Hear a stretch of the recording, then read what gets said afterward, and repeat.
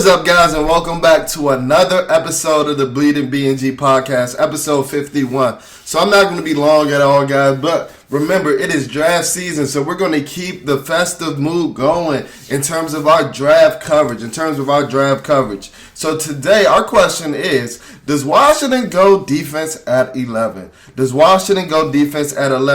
I want to give you a timestamp as I do for every episode. Today is Monday, April the 18th, and it's about 7 o'clock. So we're going through a nasty storm over here in the DMV area, guys, and you guys that live locally know exactly what I'm talking about. So if you hear some ambiance, rain noises, and things like that, just vibe with me, just chill with me, because I've been waiting a minute to record. This has been going on all day, and I was just hoping that it passed by, but it doesn't seem to be passing by anytime soon. So we're going to go ahead and get all this content out, as I promised you guys all the time over here at the BnG podcast. So if you're checking us out on YouTube, be sure to like, comment, and subscribe. I appreciate all you guys with your interactions on YouTube. We just crossed over 200 subscribers, so I appreciate you guys all that. We're 20% all the way. We're 20% to 1,000. That's the ultimate goal. Well, the ultimate goal is 100,000, but that's our small short-term goal, is to get 1,000 subscribers. So if you guys can help us reach that platform and that goal, we would greatly appreciate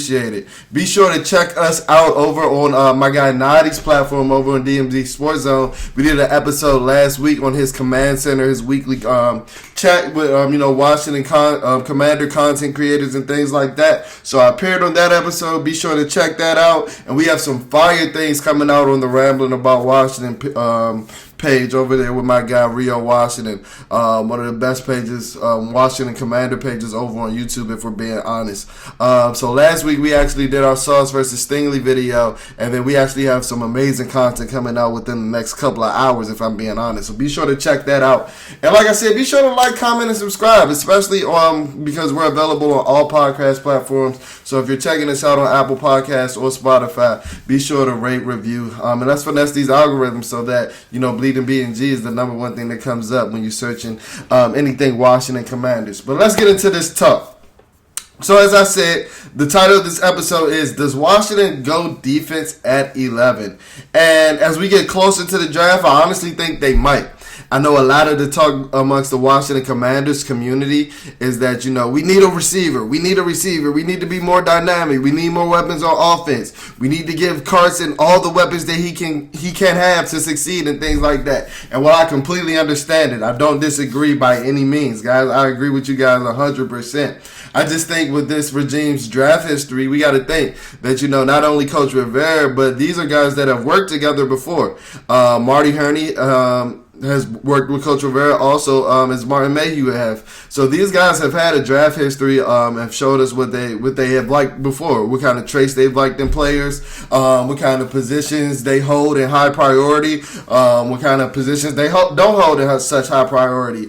And I think that the wide receiver position, while they do want to add one, and they do want to come out with one out of this this draft, I think they do want to come out of this draft with a receiver. I don't think that they necessarily think that they need to come out with one at 11. So I honestly think that as we get closer to the draft is 10 days away, guys. So we're getting close to single-digit countdown days to the draft. But the draft is 10 days away, and I'm very excited. But I wanted to specifically talk about two prospects today, because if Washington does go defense at 11, I think that these are the two prospects that I think that I would honestly, one of these guys may be off the board. I honestly do see a scenario where both of these guys are off the board. But if a receiver is taken and there's a receiver that we just don't like, that means that maybe a couple of receivers were taken in the top 10, maybe a quarterback, maybe a run on the offensive tackles and the edge rushers that push these two guys down. And the two guys that I wanted to talk about today are cornerback Derek Stingley Jr. out of LSU, Louisiana State University, and safety Cal Hamilton, the freakish safety out of Notre Dame. So I'm essentially talking about two defensive backs, one playing cornerback and one playing safety. But we'll get into this, guys. These are guys that preach, and these are guys that exude that positional flex and that positional versatility that Coach Ron Rivera really harps on. And we're also going to be doing our mock draft 3.0. So we're going to be doing our second rendition of the mock draft on the podcast, but our third edition of the BnG mock draft for the 2022 season. So we'll actually be doing a breakdown of that at the end of the podcast. So like I said, not a long-winded episode. We're going to touch base on these two defensive studs and two guys that I think can make instant impact for Washington if we do decide to go defense at 11 with our first overall pick in round 1. And then we're going to touch on the mock draft, and then I'm going to get you guys going. So thank you guys for tuning into another episode of the BnG podcast. And now let's get into this debate, man. Like I said, I know a lot of people in the Washington Commanders community. They want a receiver. We've talked about that, and that's a reason why we did the wide receiver ranking so early in our draft coverage. Because I honestly think that there is a scenario where we may go wide receiver. And if you guys don't know what episode I'm talking about, be sure to tune into episode 49 of the BnG podcast, where we ranked our top 5 wide receivers among, our opinion for the top 5 wide receivers amongst the 2022 draft class. And we gave reasons why a couple of those guys may be interested in Washington, or Washington may be interested in those guys. So be sure to check that episode out. But today we're talking all defense. We're talking all defense, and I'm talking about DBs. I love talking about DBs. That's the position I played in football. And, DBs is one of, the hardest positions to play, whether that be cornerback or safety, because you have, world-renowned athletes, exceptional athletes running at you at full speed when you got to play backwards and you got to cover them the length of the field. It's really a task. So having, generational talents or special DBs in the draft, you need to, pluck them up whenever you can. I'm a big advocate for the best player available model, and I think that if either one of these players is available at 11, outside of a guy like Garrett Wilson, he's the only receiver that I may consider over these two guys. But if he's off the board, which I think he may be, because I'm hearing teams like Atlanta likes him a lot. But if Garrett Wilson, the wide receiver from Ohio State, if he's off the board, that means that one of these prospects is on the board at 11. And I think that we should run to the podium for either of these prospects. So let's get into these prospects. So let's first touch on Derek Stingley Jr. and why I think he can be an exceptional pick for the Washington Commanders. Guys, honestly, this is a guy where if he's drafted at 11, that draft night, he'll automatically be your most talented cornerback.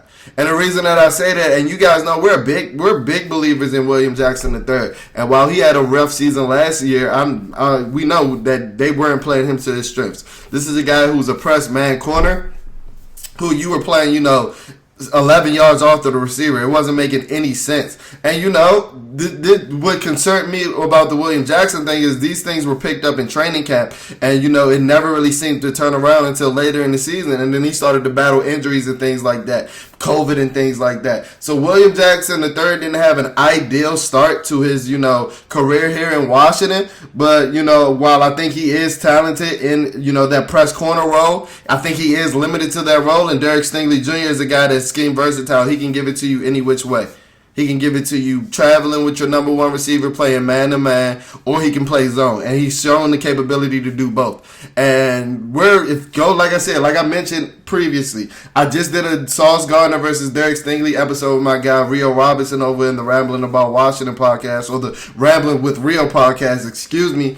And while I'll admit, guys, this isn't a who's going to be drafted first thing or things like that. I honestly think that Sauce Gardner is the first cornerback that's going to be taken off the board. I think that he's CB1 amongst most NFL circles and amongst draft analysts and things like that. But, I trust my eyes, and I trust, my evaluation in defensive backs specifically. And Derek Stingley Jr. is my number one cornerback. I think that he is the true generational talent at cornerback in this draft class. And I I think that if we look a couple of years down the line, he's going to be the best cornerback coming out of this draft. And these things happen all the time. These things happen all the time, specifically with the defensive back, position. I think back to it like the draft in like 2013, where you go back with two Mississippi State corners and Jonathan Banks, who was a 6'2" freak. He was built kind of similar to Sauce Gardner coming out of Mississippi State. He was drafted higher than his teammate Darius Slay Jr. just simply off sheer athleticism. I said Derek Stingley Jr. Drafted higher than his teammate Darius Slay Jr. Just based off sheer athleticism and things like that. Now you look 9 years later, and Darius Slay is coming off a couple of All-Pro years, a couple of Pro Bowl years, and Jonathan Banks hasn't been in the league in about 4 years. So this misevaluation happens all the time with the defensive back position and I think it has to do honestly with we fall in love with a lot of the physical traits at the defensive back position, specifically the cornerback position, and we tend to ignore that this is a technique-based position. The foundation of the cornerback position is revolved around your technique and your skill set. I don't care how good of an athlete you are. If you have bad technique, you're going to be exposed time in and time out. And we've seen it over and over again. We see guys that run 4.3 that are out the league in 4 years just because simply they can't check anybody. They can't check a 4.6 slot receiver. They can't check a 4.8 tight end just simply because of their poor technique. And the reason why I'm so high on Derek Stingley Jr. is because in 2019, granted, this is a couple of years ago, and I'm well aware of that, but this is a guy that had some of the best true freshman tape in the history of football, and that is not hyperbole. In the history of football, however long the game of football has been around, what 150 years, going back to college football, this is a guy in Derek Stingley Jr. that in 2019 had some of the best true freshman tape in the history of the sport of football. That is not hyperbole to say at all. This is a guy who has 6 interceptions, locking up the best wide receivers in the SEC. Some of these wide receivers that are dominant in the NFL today, this is a guy who locked them up as an 18-year-old. And I think we have seemed to forget that. Because I'm trying to. I honestly don't see where he isn't cornerback one. I get the Sauce Gardner hype because he didn't allow a touchdown in the AAC. Dude, that was the AAC. This is a guy that locked up the likes of Jerry Jeudy, the likes of Jalen Waddle, and I wouldn't say he locked up Devontae Smith. And we're going to get we're going to get into that later in the episode. But like I said, this is a Derek Stingley Jr. versus Kyle Hamilton episode. And this is a guy, Derek Stingley, where he'll give you the ability to play press man all game if you want to do that. He'll give you the ability to play zone all game with a guy like Kendall Fuller because you have to play zone with a guy like Kendall Fuller due to his limited athleticism and things like that. He'll allow you to do that. This is a guy that can play boundary. This is a guy who I prefer him for Washington opposed to a guy like Sauce Gardner is because Sauce has to play strictly on the boundary. So then what are you doing with a guy like Benjamin St-Juste, who you spent a pretty high draft capital on last year with a third-round draft pick? But if you bring in a guy like Derek Stingley, this is a guy that you can kick into the slot and have him play there for a year as you begin to phase some of these DBs out. And in terms of Washington, and I made a tweet about this a couple of days ago, and I was pleasantly surprised to see a lot of people agree with me as well. I think that Derek Stingley Jr. has Champ Bailey potential. Champ Bailey is the best quarterback in this franchise history outside of a guy like Darrell Green. But Darrell Green's an anomaly. He's 5'8". He's a guy who's wearing a 4.140. So there's not really many guys that you can compare to Darrell Green. But in terms of physical tool set and things like that, Champ Bailey was a freak. Champ Bailey was a freak, and he's honestly our last Hall of Fame caliber player that we had in this franchise, if I'm being honest, outside of London Fletcher, but we didn't bring him in originally. And this is the guy, Derek Stingley. Like I said, he has that type of potential. This is a dog. This is, like I said, he has 6 interceptions as a freshman. I mentioned some of the SEC wide receivers that he locked up as a freshman. Those were guys in the league. I failed to mention how there were reports and numerous reports, various reports, not by one source, not by one news outlet. There were numerous reports that said that Derek Stingley was locking up guys like Jamar Chase and Justin Jefferson, the 2 best rookie wide receivers in the history of the NFL. On numbers, you can debate a lot. You can't debate numbers. These are the guys that have the two most prolific rookie receiving yardage records as rookies in the NFL. And this is a guy who Derek Stingley, who was reported to be locking them up as freshmen. Both of them, respectively. Jamar Chase and Justin Jefferson. If you don't believe me, Google it. So what do we think? That the talent just zapped? We think he just touched, a Space Jam style football and his talent just went away? No, this is a guy, and I will admit, this is a guy that hasn't reached that 2019 peak since. But there's myths going around during draft season. And I'll touch on a couple of myths when I talk about a guy like Kyle Hamilton as well. But there's myths like this guy Derek Stingley has had 2 years of bad tape. That is 100% not true. That's 100% not true. Yeah, this is a guy whose tape hasn't been as good as his 2019 tape. But to say that he's had the last 2 years of bad tape is incorrect. Yes, he's coming off injuries. That is, and I'm extremely concerned of a cornerback coming off of a Liz Frank injury because DBs use their feet more than any other body part in the anatomy system. Excuse me. But no, that is a myth that he's had 2 years of bad film. Yes, he was torched by Devontae Smith last year in the 2020 season. But guess what? Devontae Smith had arguably the most historic receiving season in college football history. Who wasn't torched by Devontae Smith?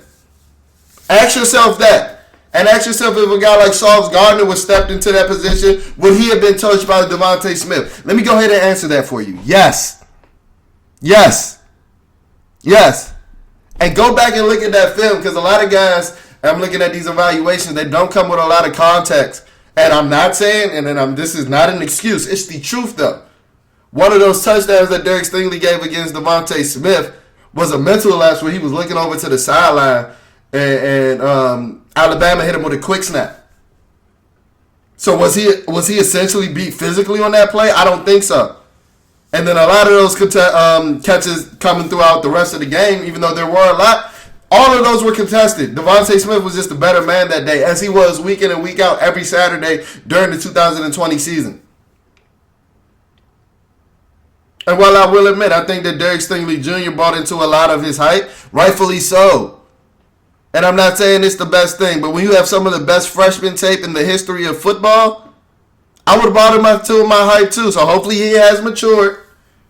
And when I say bought into a lot of the hype, I don't think that his technique was as refined as it was during his freshman year throughout the last 2 years.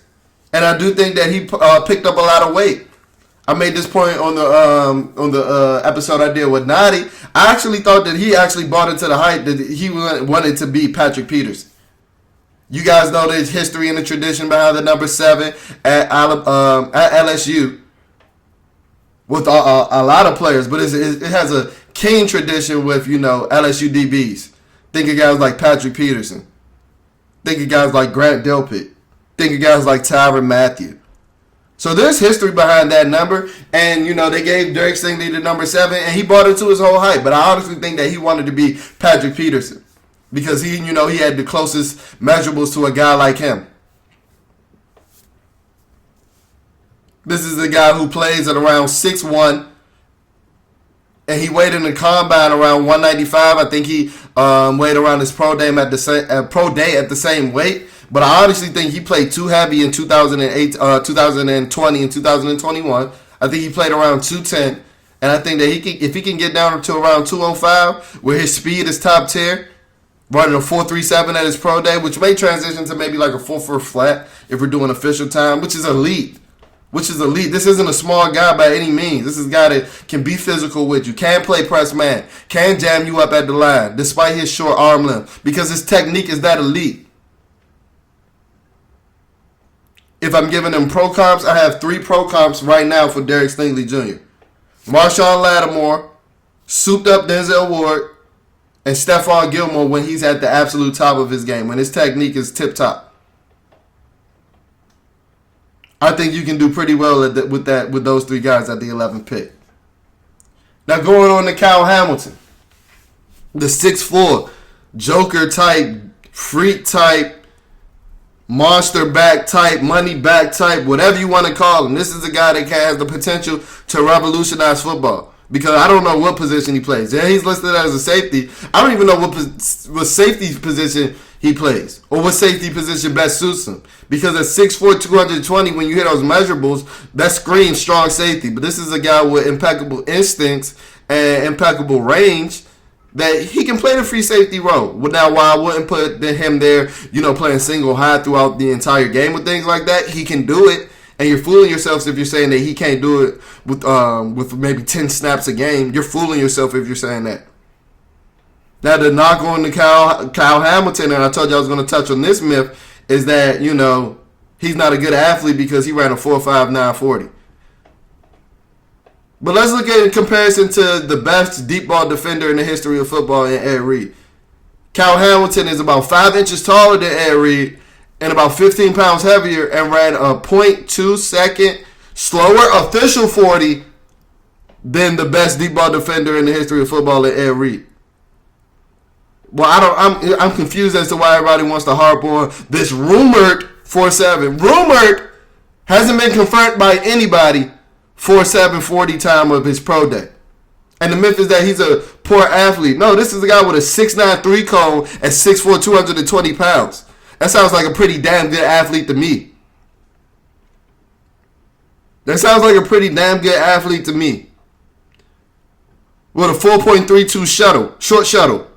So this shows you that he can change the directions. Those numbers are more important than a 40-yard dash at the safety position.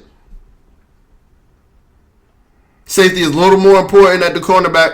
Speed is a little more important at the cornerback position than the safety position.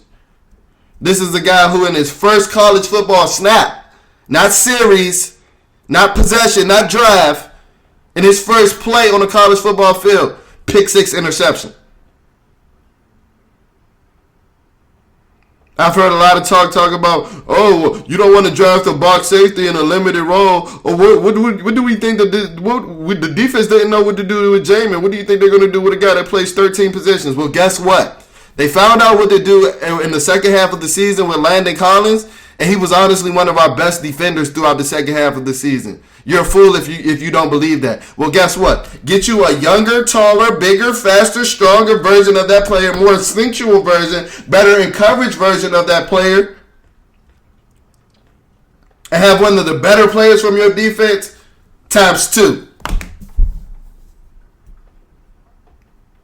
We know it's Washington Commander fans, Washington Redskin fans, Washington football team fans, whatever team you want to name it. We can't cover tight ends. This is a guy that's a tight end eraser. Travis Kelce, I bet you Travis Kelce won't have a Travis Kelce type day against a guy like Kyle Hamilton. George Kittle, whoever you want to name it. And like I told you, I think that he's best in a 2-high role. Maybe playing, in a 2-high safety role, in a cover 2 base maybe, which I think we play a lot of, which we were forced to play a lot of last year when we were playing Landon Collins and Cam Curl in the backfield at times, trying to keep Landon Collins happy. I don't think this is a guy that comes with the ego that Landon Collins had. This is a guy that's going to be willing to play that, money backer position because he played it in college and he played it exceptionally well. When talking about Derek Stingley Jr. and Kyle Hamilton, these are guys that were both top 15 recruits in the country out of high school. So the pedigree's there. And this is a trend that I've seen throughout years in the draft process and things like that. Guys that have been good forever, we tend to try to start picking holes in them, and then they come to the NFL, and then we're surprised that they're good again. No. The pedigree is there. Derek Stingley comes from an NFL pipeline, with his grandfather playing, his father being in an arena football. And like I told you, Kyle Hamilton has just been a stud since we've heard him. In high school, he was a stud. In Notre Dame, he was a stud. So what you think he's going to be in the NFL? A stud. And I know it don't always work out that way. It's going to work out for him. Mark my words. Mark my words.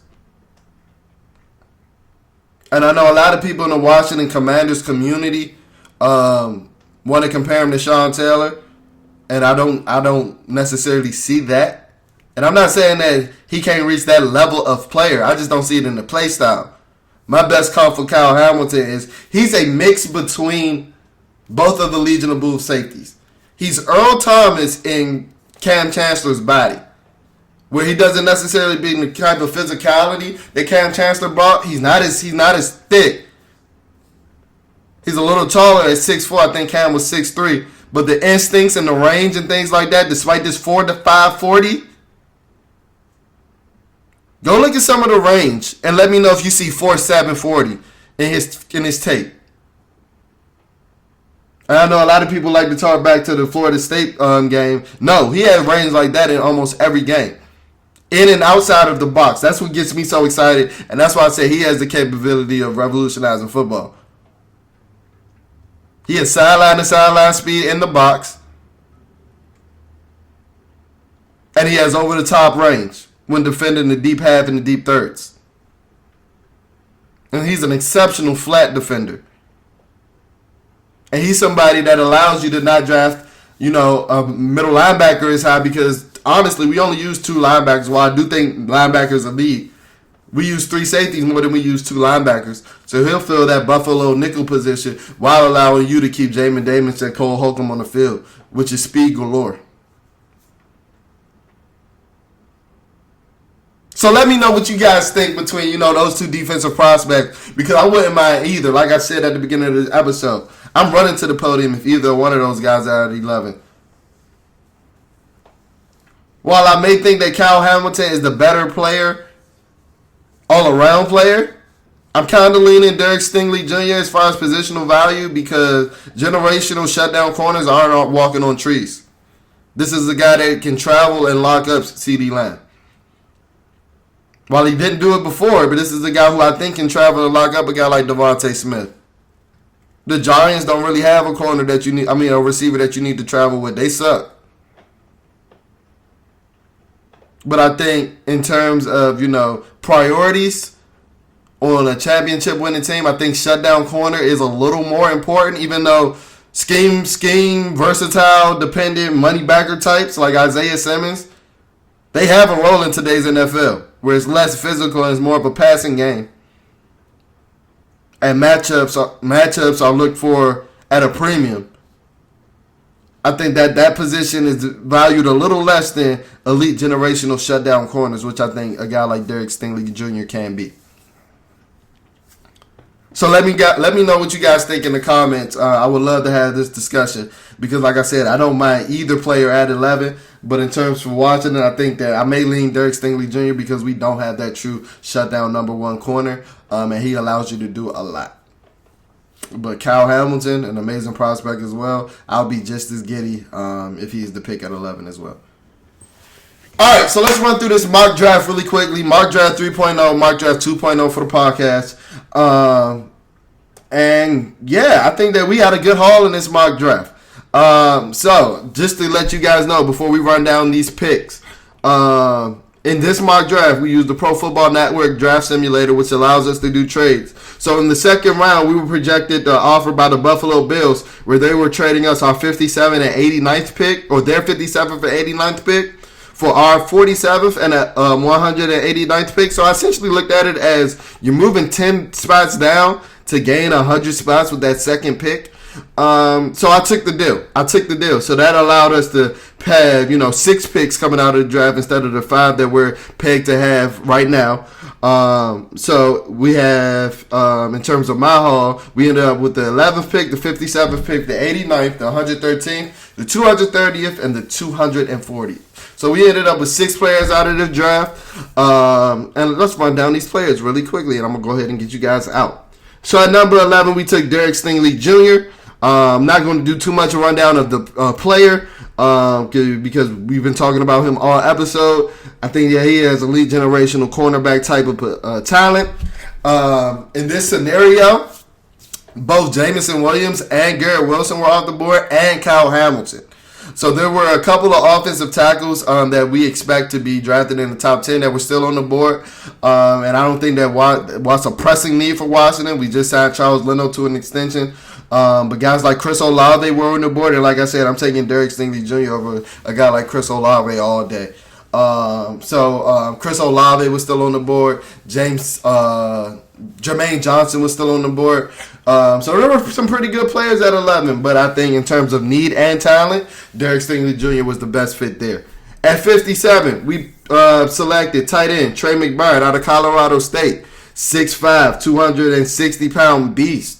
This is a guy that can be your potential move tight end. And I also think he can give you some, some potential as an inline blocker as well and give you a lot of versatility in the future with a guy like John Bates. While he's a better athlete than John Bates, they have nearly similar frames. So if he can, work in the same room with a guy like John Bates, who is an exceptional run blocker and has very good technique as a rookie and as a young guy playing the tight end position, I think that he has the frame, he has the size, and while I don't think he's a plus blocker right now, I think that, working with, his tight ends coach, I know P. Hayner's not there anymore, but working with Luis Castillo, and working with a guy like John Bates. John Bates was an exceptional blocker last year, guys. That was a very underrated part of his game that we didn't really talk about a lot. And then working with a guy like Logan Thomas. As I didn't mention at the beginning of this episode, Washington started their, weightlifting program, that portion of the OTAs, today, and it looked like Logan Thomas was active. It looked like Logan Thomas was participating. I didn't necessarily see a knee brace, and while I'm not expecting him to participate in many in training camps, maybe he's able to contribute earlier than expected. So at 57, we took a guy like Trey McBride, a beast tight end coming out of Colorado State. At 89, we took Justin Ross, wide receiver out of Clemson.